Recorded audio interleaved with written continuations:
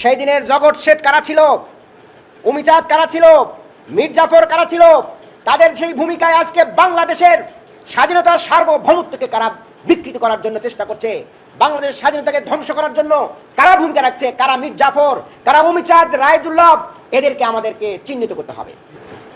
আজ থেকে 265 বছর পূর্বে এই বাংলাদেশ তথা এই উপমহাদেশ একটি স্বাধীন সার্বভৌম রাষ্ট্র ছিল।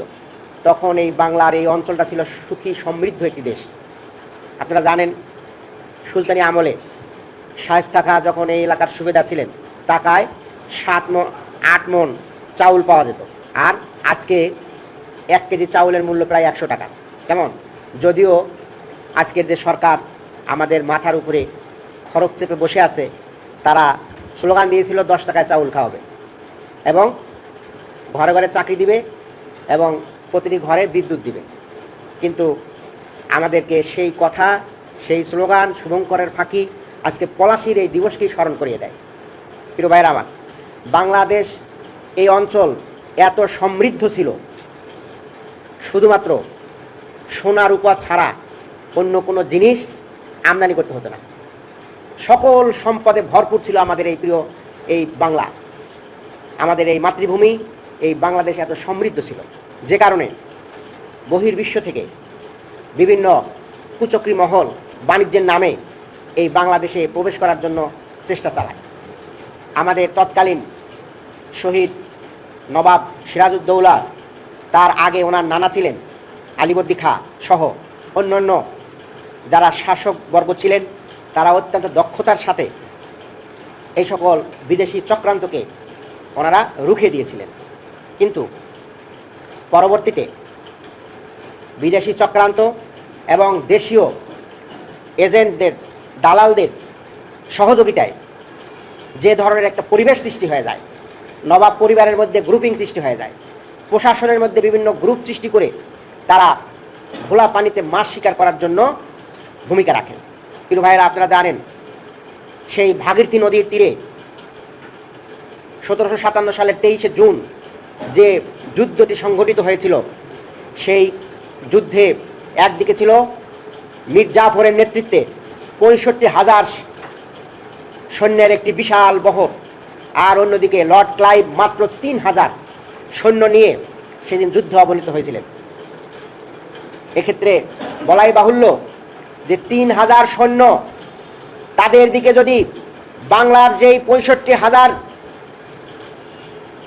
সৈন্যবাহিনী যদি শুধুমাত্র থুতু নিক্ষেপ করত, তবুও তারা সেই থুতুর যে স্রোত সৃষ্টি হতো, সেই স্রোতে ভেসে ভাগীরথী নদী দিয়ে পাড়ি দিয়ে তারা বঙ্গোপসাগরে দিয়ে পড়তে বাধ্য হতো। কিন্তু সেদিন যে ষড়যন্ত্র এবং চক্রান্ত হয়েছিল, একদিন ছিল আন্তর্জাতিক চক্রান্ত। আপনারা ইতিহাসের বই যদি পড়েন তাহলে দেখতে পাবেন সেখানে উইলিয়াম ওয়াটস নামক একজন বিদেশি চর একটা গুরুত্বপূর্ণ ভূমিকা রাখেন। আর তাদের সাথে যুক্ত হয়েছিল বাংলার মানুষের মধ্যে লুকিয়ে থাকা যারা মোনাফেক, তারা ছিল কে? জগৎ শেঠ, তারপরে ছিল কে? রায়দুল্লাহ, মানিকচাঁদ, কেমন? আর আপনারা যার নাম অত্যন্ত ঘৃণা করে স্মরণ করেন, সে ছিল মীর জাফর। তার সাথে যুক্ত হয়েছিল নবাব পরিবারের সদস্যা ঘসিটি বেগম গঙ্গা। এরা সবাই মিলে একটা ষড়যন্ত্রের জাল বুনন করে এবং সেই জালে শুধু নবাব সিরাজউদ্দৌলা শাহাদাত বরণ করেন নাই, এই অঞ্চলের কোটি কোটি মানুষের স্বাধীনতার সূর্যকে তারা নিভিয়ে দেয়। সেই সময়ে বাংলার জনসংখ্যা ছিল প্রায় 3 কোটি। 3 কোটি মানুষের স্বাধীনতা ছিনিয়ে নেয় গুটি কয়েক ষড়যন্ত্রকারী। প্রিয় ভাইয়েরা, 1757 সালের সেই ভয়াবহ পরাজয়ের পরে মাত্র 13 বছরের লুটপাটের মাধ্যমে বাংলাদেশে সেই সময় 1770 সালে একটা মহামারী দুর্ভিক্ষ আকার ধারণ করে এবং সেই দুর্ভিক্ষে এই বাংলার 1/3 মানুষ না খেয়ে মারা যায়। অর্থাৎ প্রায় 1 কোটি মানুষ সেদিন জীবন দিতে বাধ্য হয়। প্রিয় ভাইয়েরা, শুরু হয় জুলুম, নির্যাতন, নিষ্পেষণ। বাংলার মানুষ, বাংলার এই মুসলমানেরা সেদিন 2টি স্তরের নিচে চাপা পড়ে যায়। একটা স্তর ছিল ইংরেজদের নিষ্পেষণ আর একটা স্তর ছিল উচ্চ বর্ণের হিন্দু জমিদারদের নিষ্পেষণ। এই দুই ধরনের নিষ্পেষণে বাংলার মুসলমানেরা নিষ্পেষিত হতে থাকে, শোষিত বঞ্চিত হতে থাকে, লুণ্ঠনের শিকার হতে থাকে, বঞ্চনার শিকার হতে থাকে। প্রিয় ভাইরা, যত দিন যায় ততই নির্যাতন এবং নিষ্পেষণ, নিপীড়ন আরও গভীর থেকে গভীরতর হতে থাকে। প্রিয় ভাইরা, বাংলাদেশের স্বাধীনতার সূর্য অস্তমিত হওয়ার পরে দীর্ঘ সময়ে মুসলমানেরা বিভিন্ন সময় আন্দোলন সংগ্রাম গড়ে তুলেছেন। আপনারা জানেন যা আমাদের প্রিয় নেতা তিতুমির, তিনি গর্জে উঠেছেন, বাঁশের কেল্লা স্থাপন করেছেন, ইংরেজদের ষড়যন্ত্রের বিরুদ্ধে তিনি যুদ্ধ ঘোষণা করেছেন, জেহাদ ঘোষণা করেছেন। আপনারা জানেন হাজী শরীয়তুল্লাহ, তিনি তার অনুসারীদের নিয়ে উনি আন্দোলন করেছেন, যুদ্ধ ঘোষণা করেছেন। এইভাবে মুসলমানদের যারাই যেখানে নেতৃত্বে ছিলেন সেখান থেকেই তারা এই ইংরেজদের হাত থেকেই জাতিকে উদ্ধার করার জন্য ভূমিকা রেখেছেন। আপনারা জানেন যে আমাদের সৈয়দ আহমেদ বেরলভী, তিনি এই বাংলা থেকেই আন্দোলনের কাজ শুরু করেছিলেন এবং তিনি ওই সীমান্ত অঞ্চলে গিয়ে একটি খেলাফত প্রতিষ্ঠা করেছিলেন। যদিও সেই খেলাফত বেশি দিন স্থায়ী হয়নি, মাত্র 5 বছরের ব্যবধানে ইংরেজদের ষড়যন্ত্র এবং শিখদের ষড়যন্ত্রের কারণে সেদিন তিনি নির্মমভাবে শহীদ হয়ে যান। প্রিয় ভাইরা আমার, এইভাবে মুসলমানেরা আন্দোলন সংগ্রাম যে বীজ বপন করে তার একটি ধারাবাহিকতায় 100 বছর পরে 1857 সালে একটি সিপাহী বিদ্রোহের নামে একটি বিপ্লব সংগঠিত হতে যাচ্ছিল। সেখানে ইংরেজদের বাধার কারণে, চরম প্রতিরোধের কারণে সেই দিনের সেই বিদ্রোহ সফল হতে পারেনি। কিন্তু পরবর্তীতে সেই বিদ্রোহের মাধ্যমে স্বাধীনতা আন্দোলন নতুনভাবে রূপ লাভ করে। আপনারা জানেন এরপরেই শুরু হয় কংগ্রেস নামক একটি আন্দোলন, যে আন্দোলনের নেতৃত্বে ছিল হিন্দু মানে উচ্চবর্ণের হিন্দু নেতৃবৃন্দ, এবং তাদের দাবি ছিল যে এই ভারত স্বাধীন হবে ইংরেজদের হাত থেকে, এখানে একটি রাষ্ট্র হবে এবং সেটা হবে হিন্দু রাষ্ট্র। যেমন এইটা তারা শুধুমাত্র স্লোগানের মাধ্যমেই নয়, তারা বিভিন্ন কার্যকলাপের মাধ্যমে এটা প্রকাশ করতে থাকে। আপনারা জানেন একটা পর্যায়ে ইংরেজরা যখন দেখতে পেল যে এই দেশ স্বাধীন করতে হবে, মানে ছেড়ে দিতে হবে, আর বেশি দিন শোষণ করা যাবে না, তখন তারা বিভিন্ন ষড়যন্ত্র শুরু করে। তার আগে তারা মুসলমানদেরকে আরও কাছে নেওয়ার জন্য বিভিন্ন ধরনের পদক্ষেপ নেওয়া শুরু করে। বিশেষ করে তারা এই বাংলা সহ আসাম এই অঞ্চল মিলে একটি প্রদেশ ঘোষণা করে, একটি স্বায়ত্তশাসিত একটি অঞ্চল ঘোষণা করে। এইটা তারা এজন্য করে, এই অঞ্চল ছিল অবহেলিত কিন্তু সম্পদে ভরপুর, প্রাচুর্যপূর্ণ। এই অঞ্চলের মানুষকে কিভাবে এগিয়ে নিয়ে যাওয়া যায়, এই জন্য তারা এই অঞ্চলকে একটি স্বায়ত্তশাসিত একটি প্রদেশ হিসাবে তারা ঘোষণা করে। এই রেজাল্টটা যাচ্ছিল মুসলমানদের অনুকূলে। এই অঞ্চলটা ছিল মুসলিম প্রধান এলাকা, সেজন্য সেখানকার আমাদের এই উপমহাদেশের হিন্দুরা এটা সহ্য করতে পারেনি। তারা চিন্তা করলো যে মুসলমান লাভবান হয়, এই কাজ করা যাবে না। তারা তখন বলল যে বাংলাকে ভাগ করা যাবে না, না বাংলাকে আমরা এইভাবে এক হতে দেব না। অর্থাৎ পশ্চিম বাংলা, পূর্ব বাংলা এটা আলাদা ছিল, আলাদা থাকতে হবে। বঙ্গভঙ্গ রদ আন্দোলন মানে করতে হবে, এটাকে পার্টিশনকে ডিভাইডেশন করে দিতে হবে, পার্টিশনকে উঠাই দিতে হবে। এইটার জন্য তারা আন্দোলন শুরু করলো এবং সেই আন্দোলন এই যেন আন্দোলন নয়, ভয়ঙ্কর আন্দোলন শুরু করলো, আত্মঘাতী আন্দোলন শুরু করলো। যেখানে সেখানে লর্ডদের, বড় লর্ডদের গাড়ি উড়াই দেওয়া শুরু করলো বোমা মেরে। কেমন আপনারা আজকে মুসলমানদেরকে যে চাপানো হয় মুসলমানরা সন্ত্রাসী জাতি, মুসলমানরা এই করে সেই করে, কিন্তু আপনারা যদি দেখেন গোটা পৃথিবীর ইতিহাস পর্যালোচনা করলে দেখা যায় এখানে যারা এই সকল আত্মঘাতী এবং সন্ত্রাসমূলক কার্যক্রম যারা করেছে তাদের মধ্যে হলো ইহুদিদের অবস্থান সর্বোচ্চ, এরপরে হলো খ্রিস্টান, এরপরে হলো হিন্দুদের ভূমিকা কম নয়। তারাও সেই সময়ে, আজ থেকে 200 বছর আগে, সেই সময়ে তারা বড় বড় মানে বিস্ফোরণমূলক ঘটনা ঘটিয়ে ইংরেজদেরকে বিব্রত করার জন্য তারা ভূমিকা রেখেছে। প্রিয় ভাইরা, এইভাবে মুসলমানদেরকে কোনোভাবেই মাথা উঁচু করতে তারা দিতে চায়নি, যেমন একদিকে ইংরেজরা, অন্যদিকে হিন্দুরা এই কাজে ভূমিকা রেখেছে। আজকে আমরা 266তম বর্ষে আমরা বাংলাদেশের ইতিহাস আমরা কি দেখতে পাই? যে দেশ একসময় প্রাচুর্যে ভরপুর ছিল, এই দেশের নাম ছিল হলো মাছে ভাতে বাঙালি, কিছুদিন পরে আবার হলো ডাল ভাতে বাঙালি। কিন্তু আমাদের জন্য খুবই দুর্ভাগ্যের বিষয়, ভাতও আমাদের নাগালের বাইরে চলে যাচ্ছে, মাছ তো কল্পনাই করা যায় না। প্রিয় ভাইরা, ডাল, চাল, আলু যেগুলো ছিল আমাদের মাটি থেকে উৎপন্ন যে ফসলগুলো আমরা অনায়াসে করতে পারতাম, খুব সহজলভ্য ছিল, সেই আলু আজকে 60 টাকা 70 টাকা কেজি, ডাল আজকে আমাদের নাগালের বাইরে। প্রিয় ভাইয়েরা, এটা কেন হচ্ছে? এটা হলো সেই 23শে জুনের পরবর্তীতে ইংরেজরা যেভাবে লুটপাট করেছিল, এই দেশের সম্পদগুলো ব্রিটিশে পাচার করে দিয়েছিল, সেই লুটপাট, দুর্নীতি এবং পাচারের কারণে সেই সময় যেভাবে দুর্ভিক্ষ এসেছিল, আজকেও যারা ক্ষমতায় আছে তারাও ঠিক ওইভাবে লুটপাট এবং পাচারের মাধ্যমে এই দেশের সম্পদগুলোকে বিদেশে পাচার করে দিয়ে বেগম পাড়া তারা গড়ে তুলছে। প্রিয় ভাইয়েরা, আপনারা দেখছেন আমাদের সেনাবাহিনীর যিনি কিছুদিন আগে প্রধান ছিলেন, সেই আজিজ কেমনে হলো, কাদের ছত্র ছায় সেই আজিজ তার সম্পদ মানে লুণ্ঠন করলো। আজকে সরকার বলতেছে আমরা তাদেরকে আইনি আশ্রয় নিয়ে আসবো। আজকে বেনজিরের গল্প কাহিনী আজকে প্রতিদিন বের হচ্ছে পত্রপত্রিকায়, বিভিন্ন মিডিয়াতে বের হচ্ছে। সেই বেনজির কার লোক, কোত্থেকে এসেছে, কার আশ্রয় প্রশ্রয়ে বেনজির এই পর্যায়ে আসলো? আজকে আমরা শুনি আঙ্গুল ফুলে কলা গাছ, কিন্তু আজকে কলা গাছ নয়, বট গাছ নয়, আজকে হিমালয় পর্বতে পরিণত হয়েছে।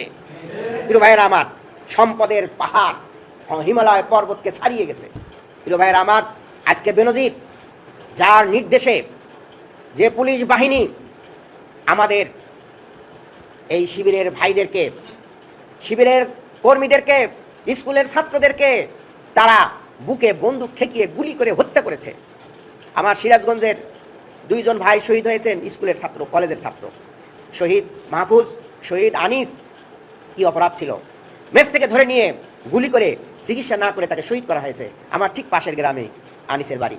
প্রিয় ভাইয়েরা, এইভাবে আমাদের ঝিনাইদহের শহীদ, কিশোর শহীদ, কি নাম, সোহান, তার কি অপরাধ ছিল? এগুলো এই বেনজিরদের আশ্রয় প্রশ্রয়ের নির্দেশে আমাদের ভাইদেরকে শহীদ করা হয়েছে, অসংখ্য ভাইকে পুঙ্গ করা হয়েছে, গুম করা হয়েছে। প্রিয় ভাইয়েরা, এই বেনজিররা তখন আওয়ামী লীগের সম্পদ ছিল, আজকে যখন বদ হজমে পরিণত হয়ে গেছে, কি বলেন, আজকে যখন বদ হজমে পরিণত হয়েছে, তখন তারা আর আওয়ামী লীগের লোক নয়।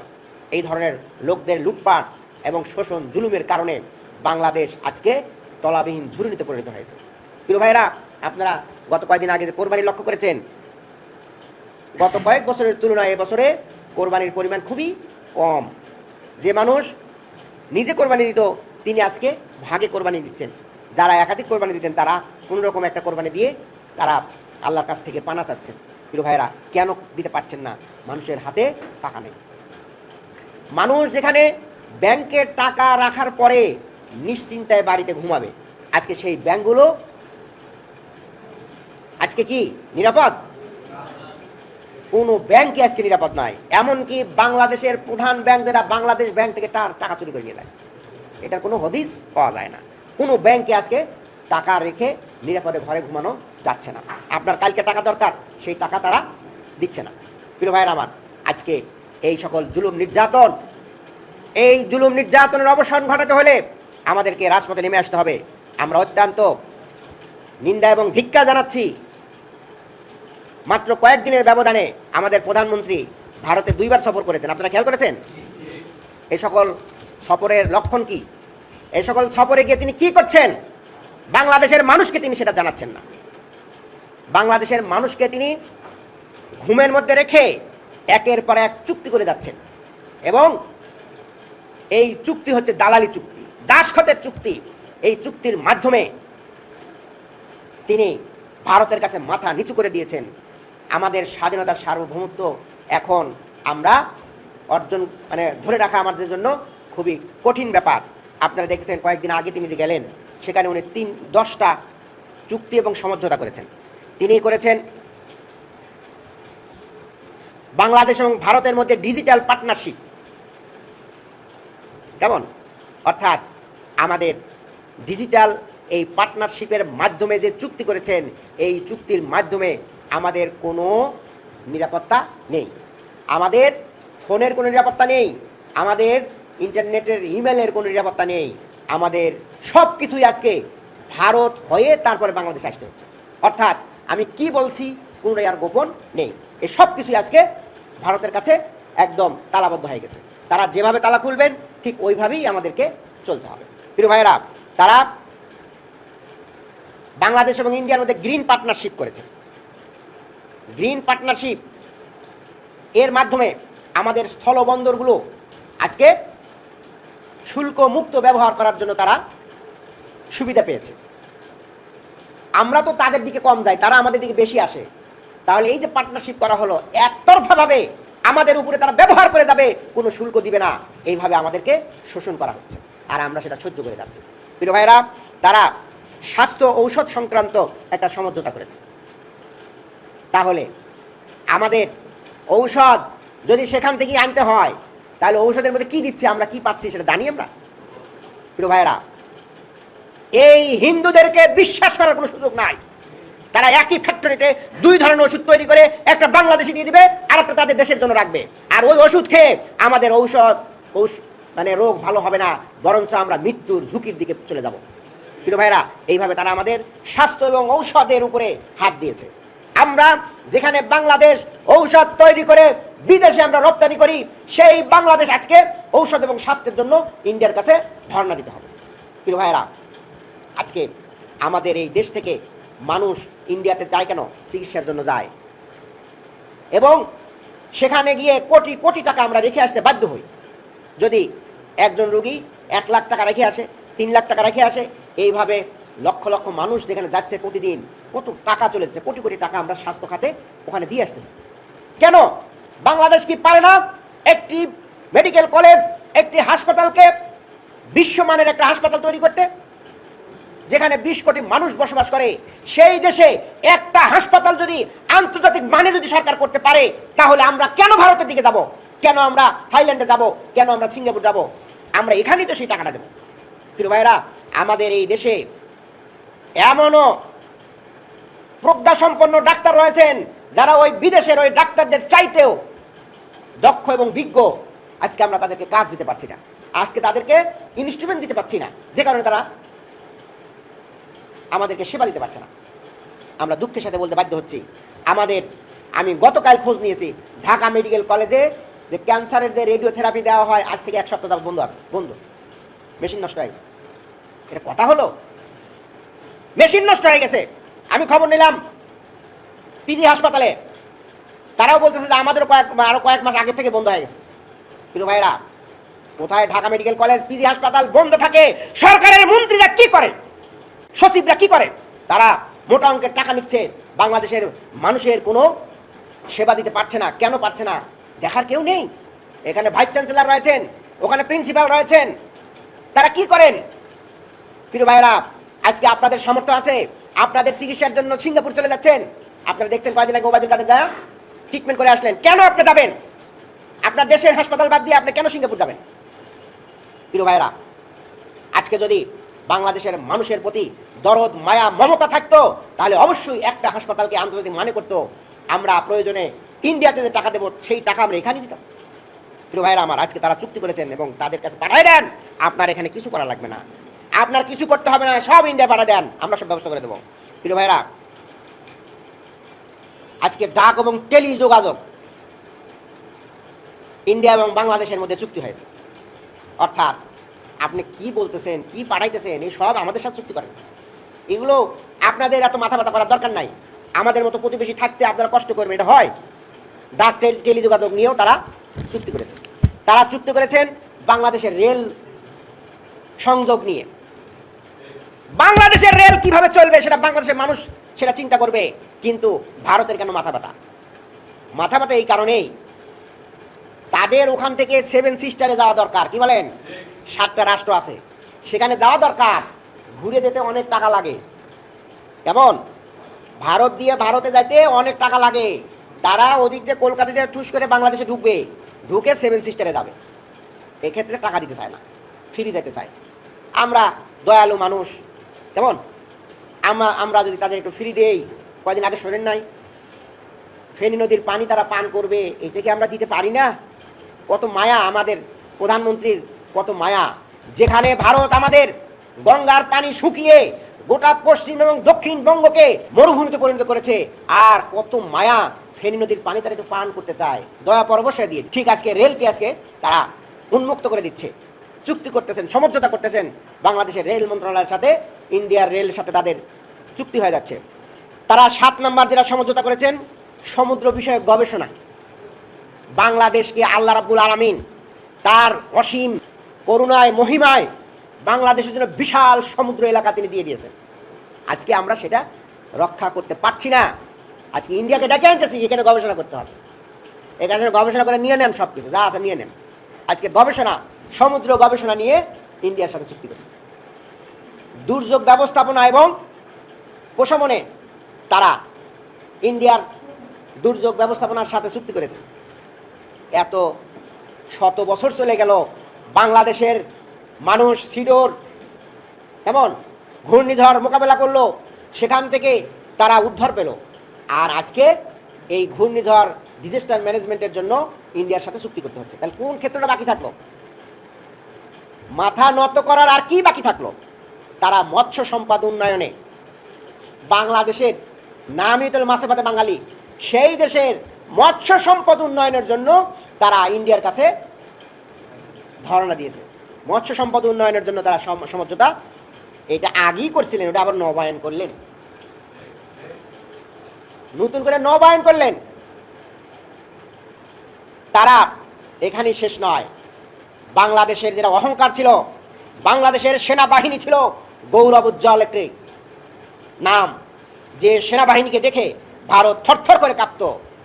সেই সেনাবাহিনীকে ধ্বংস করার জন্য এবার তারা চুক্তি করেছে বাংলাদেশের সামরিক প্রশিক্ষণ একসাথে হবে, ভারতের সাথে মিলায় ঝিলায় সামরিক প্রশিক্ষণ দিতে হবে, যাতে আগামী দিনের মাথা উঁচু করার মতো যে সকল অফিসার্স যারা আছেন তাদেরকে আগেই ডোজ দিয়ে দিবেন, ভিটামিন দিয়ে দিবেন, ঠিক আছে, কি বলে টিকা টিকা দিয়ে দিবেন। এবং সেই টিকার